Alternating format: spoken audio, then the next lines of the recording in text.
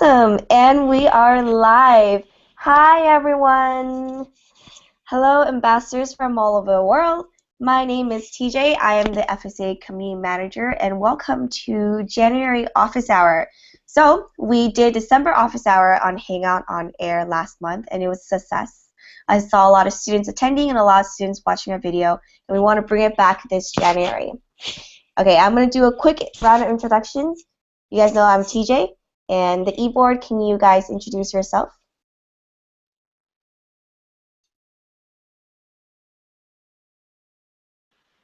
Hi, I'm Galaxy. I'm the Exec Board President.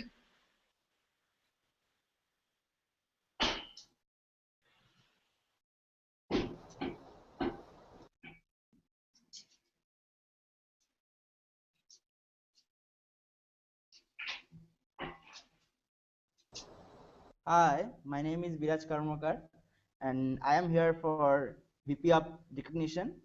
So basically I am managing all the swags, open badge and other recognition areas and also certificate and in charge of the FSA and Club of the Month.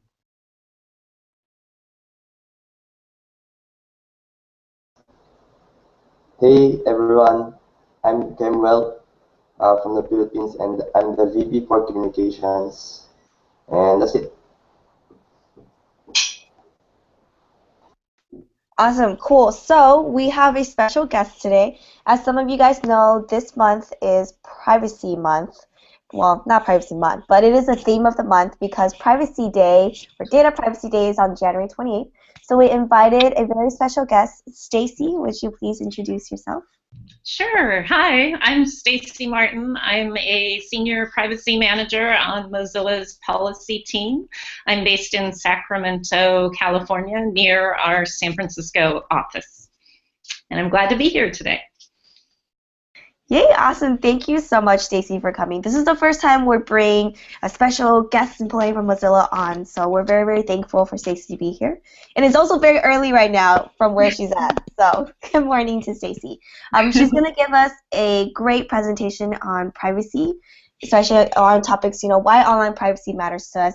You guys are students, you guys are browsing the nets 24/7, so it's really important to make sure your online life is protected and secure.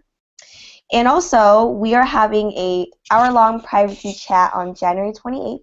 There's a lot of information in the Facebook event that we posted online. And hopefully, what Stacy talks about is going to prep you guys to be really involved in this privacy chat. All right, I will give the floor over to you, Stacy. The rest of us will be muted. So go ahead and start whenever you're ready. Okay. Screen share. Okay. So I thought I would start the presentation with a picture. And what I wanted to show you is someone who is choosing not to protect her privacy. So this is at a televised national basketball game where she is showing her phone number. And so I thought we'd start with a question, and I think you may have to type your responses. But why do you think she's choosing to show everyone her phone number? What is she trading off for her privacy? Does anyone have thoughts on that?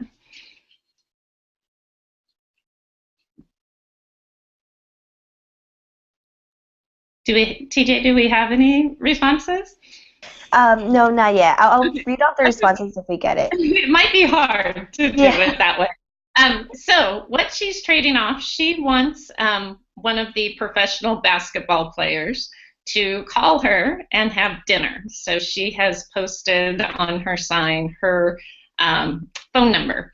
And from that, interestingly, she received almost 400 text messages. So unfortunately, none of them from the basketball player. She also received almost 200 phone calls.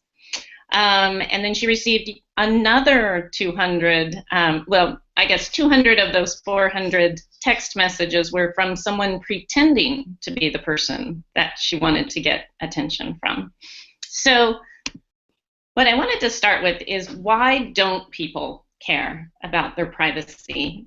And there are really several reasons. One is sometimes people think it's too much work, too much effort, not very fun, feels like responsibility. A lot of times people focus on present benefits, like the woman in the picture. So she wanted the phone number, she was willing, or she wanted to give him the phone number, and she was willing to trade her privacy for that, ignoring future costs. So she ignored the cost of everyone who saw that broadcast and everyone in that audience having her phone number, thinking that nothing bad will happen to you, thinking that no one would do anything bad with her phone number. And then a last reason is sometimes people think they have more control than they do. So as students, why should you care? And there's actually lots of reasons to care. Security is one of them, but the one that I think is most relevant to students is what we call data permanence. And I put a quote at the bottom: the end of privacy is the end of second chances. So what that means is that by protecting your privacy, you're preserving your reputation, and you're thinking about the offline consequences of online behavior. So what you post stays online forever, and it may impact you for future jobs, for future schools. These are photos that you post online, comments that you make in chat rooms.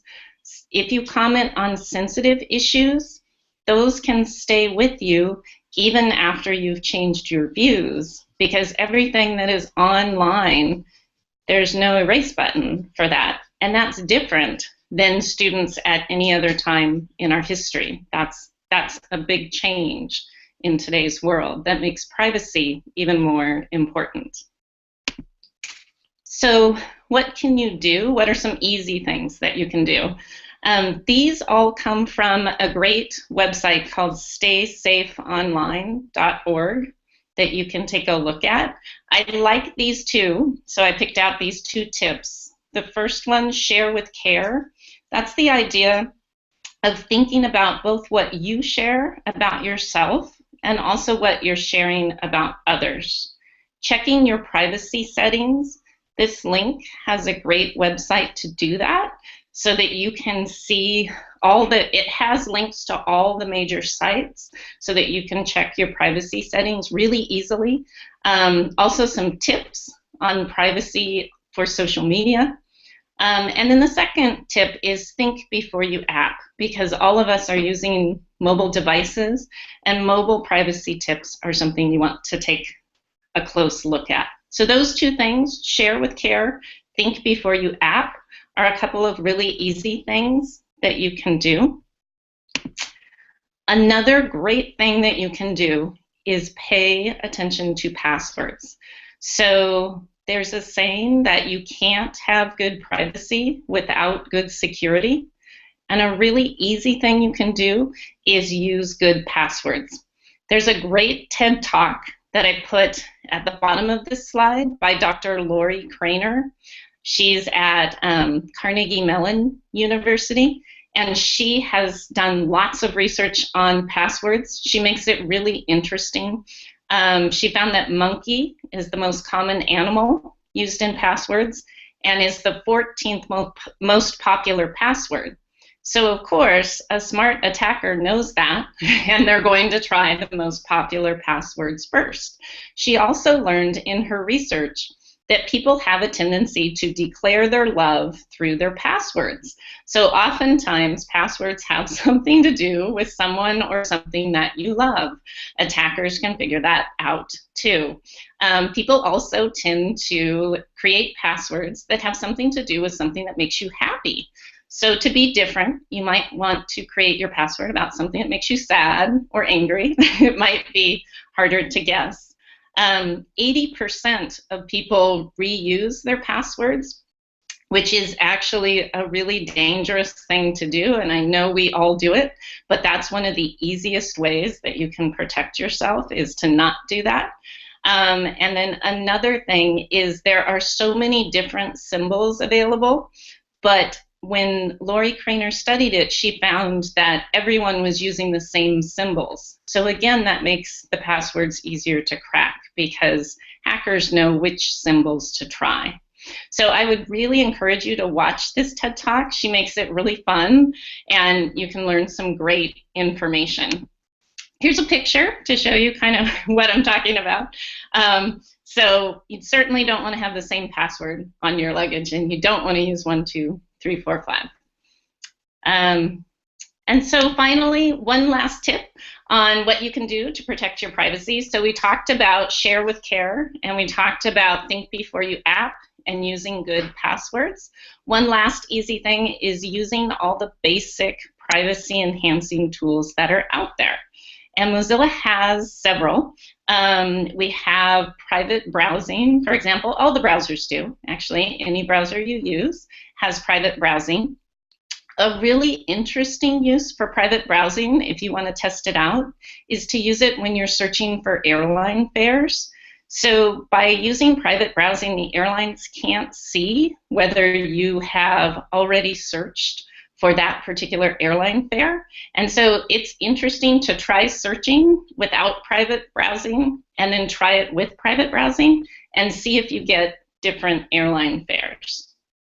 The forget button is something new that Mozilla has. This is if you've forgotten to use private browsing and you don't want someone who is using your computer to see what you browsed for. Maybe you were looking for a birthday gift or an engagement ring. So you can push this forget button. You can select how long you'd like the browser to forget what you browsed for. You push the button and it's gone. We also have several privacy add-ons that you can use. And I think TJ has put links to all of these into the Etherpad.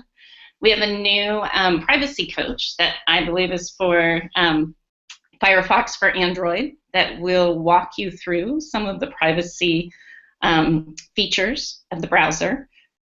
Do Not Track has been around for a while. What it does is it tells advertisers that you don't want them to track you. Lightbeam will actually show you who is tracking you. So it shows you things you normally can't see. And then finally, password managers. We talked about how 80% of people reuse their passwords. Most of the time, that's because it's difficult to remember multiple passwords, but there are tools out there that can help you with that.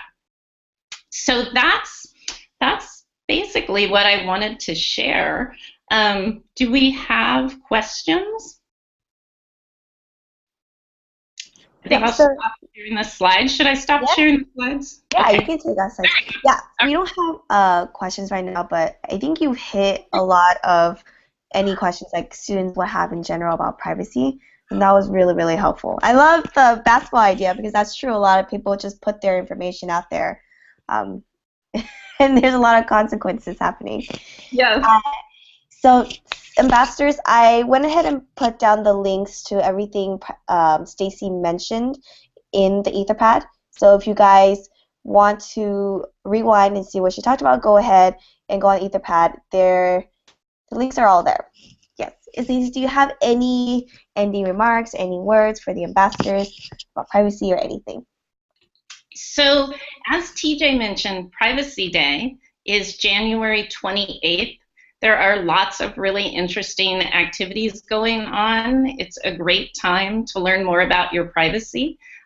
We'd love to have you share privacy tips within your circles of people that you know, and I'm happy to help you with resources if you need them to share. But you will see new websites.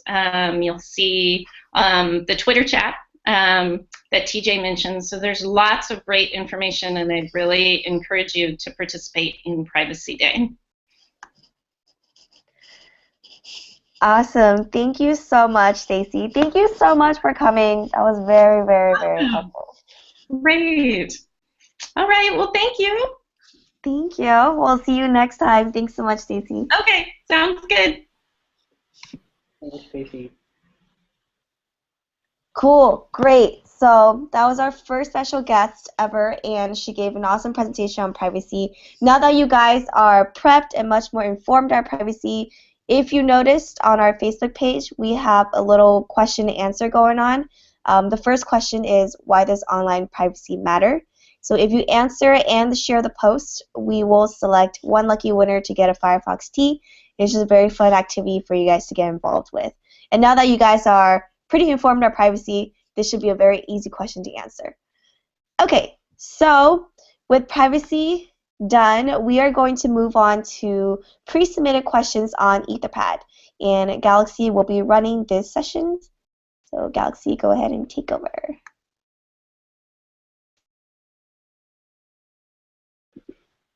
Okay. So the first question.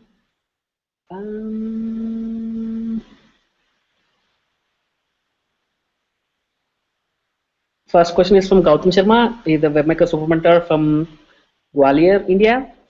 So his question is, can you please provide a link or form where an FSA can apply for the badge, as they have confusion regarding their badge?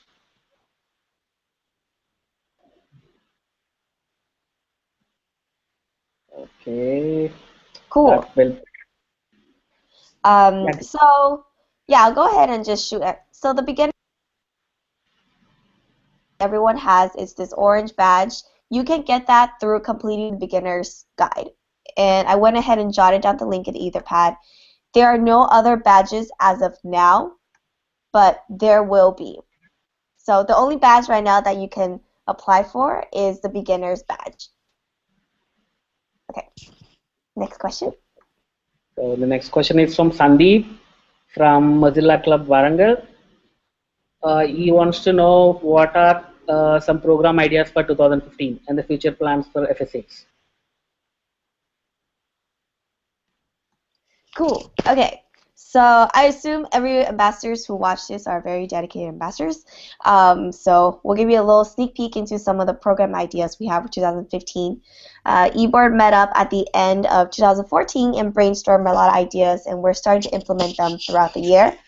One thing is, starting February, we will have a new recognition structure, and Baraj worked very hard on it. Right now, we're just finishing out final touches. We're getting badges ready. And Baraj, I don't know if you want to talk a little bit about it. It's one of the...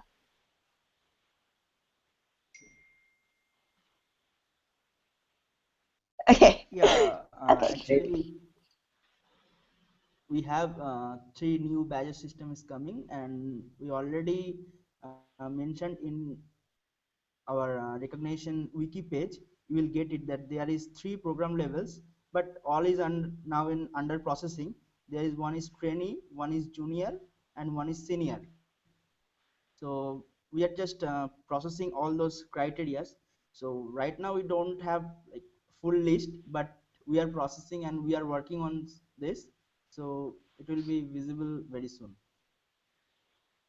Awesome. Thanks so much, Raj. That was really, really good walkthrough.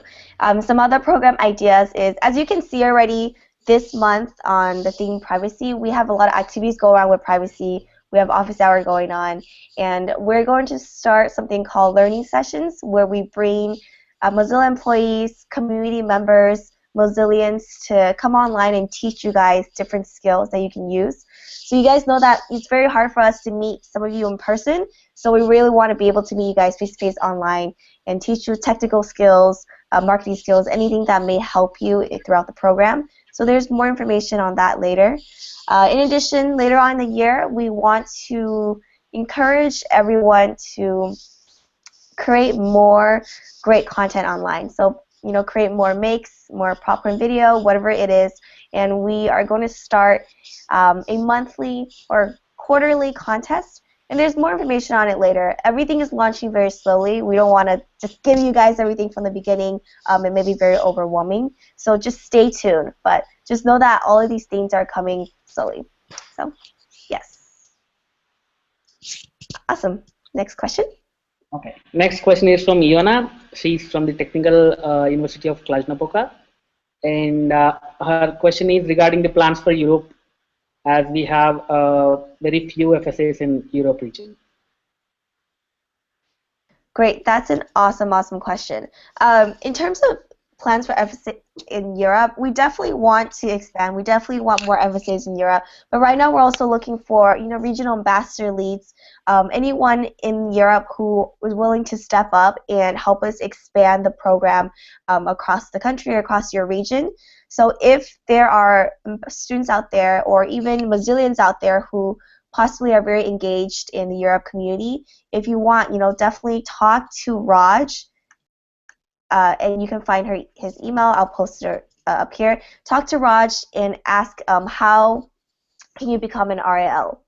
So we definitely want to expand through Europe. We just are looking for mentors and Mozillians who could help us guide that process.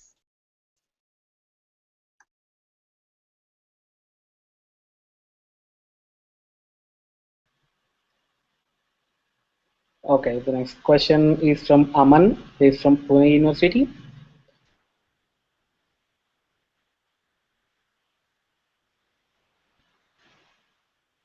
Okay, so and Aman's question is, can we have a training program for FSAs that will guide them on how to get started with Mozilla projects? Okay. Yeah, there's a lot of resources online now that could possibly help you, guide you through the process. So yes, there's a beginner's guide, but there's also a wiki.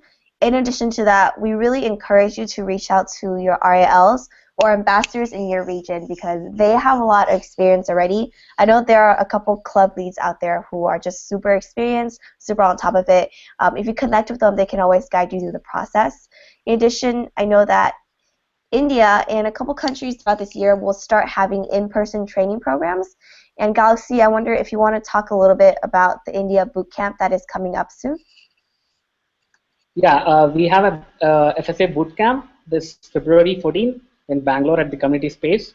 So this is kind of a pilot event. So we'll see how this first bootcamp runs, and based on this, we'll be planning future bootcamps.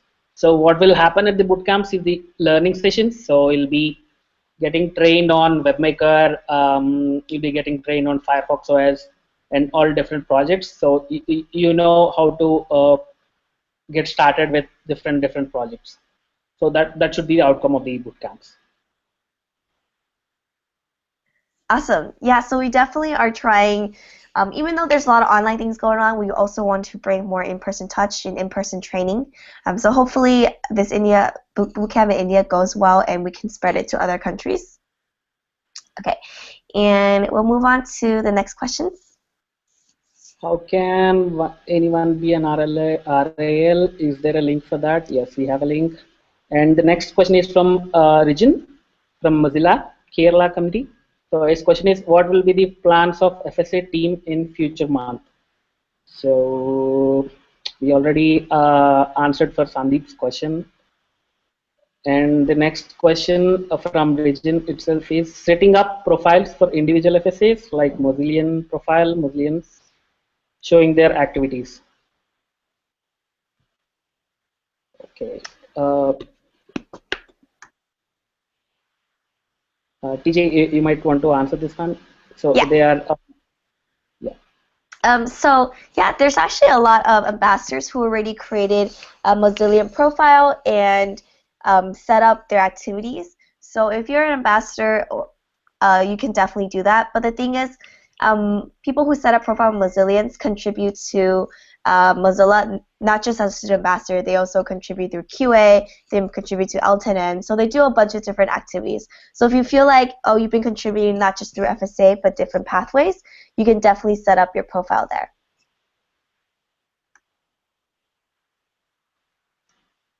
Okay, next question, on what basis will FSAs be selected for bootcamps? So, we are basically looking for, you should be an FSA and you should be contributing actively on different, we have a set of activities. So if you need to at least perform 1 or 2 activities so that we know you are FSA and you want to be a part of the bootcamp so that you'll do more activities in future. So that's one thing you're mainly looking at.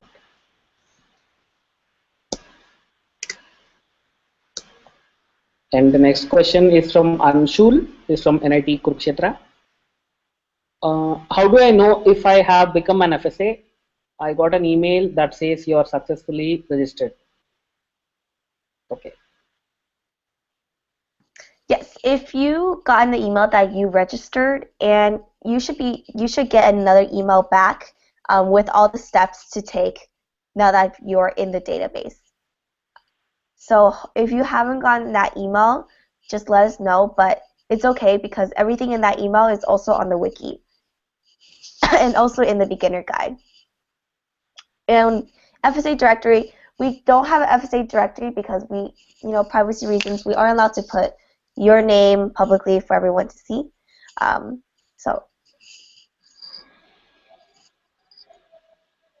the next question from Anshul. I want to open a Firefox club in our college. How do I do it? So before you can open a Firefox club at your college, you must attend a club leaders training, and FAE is taking care of the club lead training. So to attend that training, you need to submit a form and complete the exam. Then you will get a link after the training on how to create a club and other things.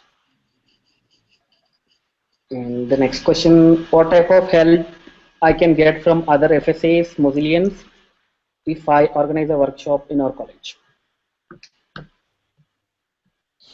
So Yeah, we can give you the letter of certification, and we also provide you the swag.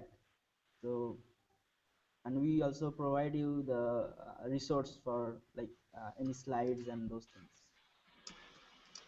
yeah, definitely. And if there is an RL in your region, they can also give you more tips and guidance on how to organize a workshop. And again, definitely connect with club leads from other colleges because most of them have hosted their first event, if not more. So they can collab with you and they can give you guidance. And in addition, you can request for speaker online if it's a very, very big event. So there's a lot of things you can get guidance from. Just make sure you reach out to us. Cool. Next question. So next question is from Rosel from STI College, Philippines. The question is, what is your main goal in order to encourage students like me to join and be part of your team? How will you do that? Is there any world tour project for FST? Hello. Uh, Actually, we just finished planning last 2 weeks ago, I think. Yeah. For the Philippines, we are planning big things for in the entire community. Uh, we're gonna announce it anytime soon. Just stay tuned for it. We're just fixing things more, so it will be very clear to everyone. So that's what like I put in the Etherpad. We're planning events and seminars for students and even localized recognition. So yeah. Definitely, yeah. The Philippines has a great FSA community, and I know they're planning a lot of activities this quarter. So if you're in the Philippine community and you are thinking about joining a club or thinking about joining the program, definitely reach out to them. And just in general, as a student anywhere in the world who want to join FSA, just know that our program is very different from other ambassador program, right? We don't pay our ambassadors. We don't just give you swag so you can hand out. Our ambassadors are doing very, very cool things. They're hosting a lot of events to educate people. They're spreading online really, really good values because Mozilla has a great mission to keep everything open source. So this program, if you believe in what Mozilla believes in, then you will become a really dedicated student and you really want to join. And one thing is, when I joined, I wasn't very familiar with the whole community aspect. And then when I joined, I started meeting people from all over the world. I started connecting with them, and it was just a great place to be. I met a lot of awesome people, and I started doing a lot of awesome things that gave me marketing experience, gave me business skills, leadership skills. So hopefully, you know, if you're thinking about joining this program, do it. You know, be proactive, reach out to different people, connect with people not just in your region, but people in like other countries, and I think you'll start seeing all the benefits of the FSA program. So yeah, next question. Any confirmation letter or something that we can get to show we are an FSA? So there, right now we have a letter of identification. So you need to email to firefoxstudents@mozilla.com, and that will be directed to the VP of recognition, and the VP will provide you with a confirmation letter or an identification letter that you are an FSA. How the promotions are made? Yeah, Biraj, carry on. We have one form for this. So this form already I have given in the Etherpad. So if anyone fill up the form, we will give you the certificate of the identification. Okay. How the promotions are made? Not sure what kind of promotions. Okay, next question. What privileges I get when I become an FSA, and what are my responsibilities as an FSA? Cool. So privileges and responsibilities. Again, privileges, I think you start seeing the benefit and all the cool things you get when you join the program, when you actually start doing things. So I know a lot of ambassadors, they join, they're really confused, they're not sure what to do, and then they began reaching out to other people. They began hosting their first event or hosting their first online event too, and then they just start learning about all the different ways to contribute to this open source community, and you just get a sense of accomplishment, you get recognition, we feature a lot of ambassadors through our newsletter, through online, and you know, our exceptional ambassadors, they will soon attend these in-person boot camps. So there's a lot of privileges. It's hard for me to explain and say all of them. It's something that you really have to experience for yourself. Just know that a lot of people on eBoard, for example, started as ambassadors, and now they're here, and you know, that is a great privilege, and that is awesome. They get to fly to different places around the world for Mozilla events. So just keep contributing, and you'll see all the privileges when you are doing that. And responsibilities at FSA, there's a wiki page that lists out your different responsibilities. But you know, we don't like calling it responsibility. These are all things that when you're a Mozilla, you just really want to do because you're passionate about the community and about our mission. Yes. All right. Next question. Next question from Dikshit. He's from Hyderabad. Are password managers as secure as they promise? Okay, that's not a FSC question, but still, it depends on the company you prefer. So not all the password managers are secure as they promise. And the next question is from Karthik from Hyderabad. I want to know what is the agenda of the bootcamp event in Bangalore, and for how many days will it stretch for? I have registered for the bootcamp, but I haven't got any confirmation till now. Also, what is letter of identification? So I'll answer about bootcamp. So as I said, right now the agenda is to get to train all the participants on different Mozilla projects, so that they know they have a basic idea of what the project is about. And the bootcamp is only for 1 day right now. We'll be sending the confirmation emails in another 3 to 4 days. Biraj, you might want to answer what is a letter of identification?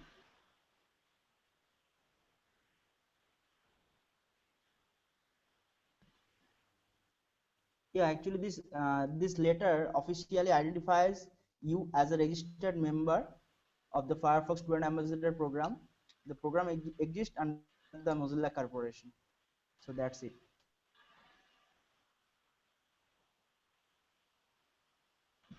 Okay.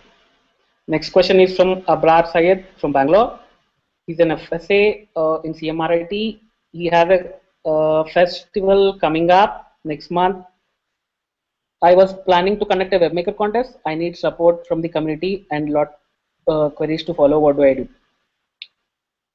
Okay, so you can contact Galaxy and other reps also. So Abra did contact me. So I prefer sending an email to the Firefox students so that we'll with the details on from where you are and what is the event you are going to conduct, so that the e-board can take a look at it and refer you with point of contacts, I think, who can help you with that.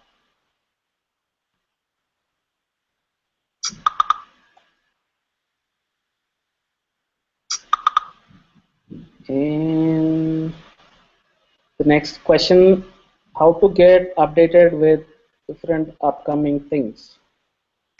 Okay. Yeah, so to get updated with different upcoming things, you should be getting a monthly newsletter, and if you aren't, we will put the information on the FSA blog. And if you aren't getting that either, our Facebook and our Twitter are constantly being updated with new activities and things that are coming up. So make sure you guys follow that and really engage on the page. Awesome. And I think that is the end of our pre-submitted questions. And Viraj, I was checking the room, and it seems like there's not much live questions. Okay, so Actually, there is some actually last 3-4 question actually the live questions. perfect. So did we answer them all? It seems like we have answered them all. All right. And from Vis is our VP of Tech. I know he's not in this room right now, but he has some updates he wants to share with you. Starting February, he will be introducing One and Done, which is a different way for you guys to contribute online. And we will have more information for that for you in the future. In addition, you know how we have App of the Month contest, which, by the way, for this month is App Club Development. It's due on January 25th. So develop an app that can help out a student club. For example, a to-do list for your club or a membership database, something like that. And he also said for App of the Month contest, he from now on wants to get suggestions from the students. So from the ambassadors, you guys will give suggestions on what the next contest theme should be, and he will select. So it's going to be really cool because you guys can contribute all your ideas. All right, so that is it from Vis. Thank you so much for updating us. And I think this wraps up the end of our office hour. We are a little bit over time, but we hit all the questions, and I hope this was very helpful. Thank you, everyone, for watching. If you missed out the session, don't worry. It will be on YouTube. The whole session will be on YouTube for you to watch and rewatch and watch again. All right, do we have anything else anyone wants to say? Otherwise, we are wrapping it up. Good. Cool. All right, just one final thing. Starting February, there will be really cool activities around the feature Hello. So be excited and be ready to jump on into those activities. Again, you'll be updated through newsletter, blog, and social media. All right, guys, thanks so much for being here. We'll see you guys next month. Bye. Everyone, bye. Bye.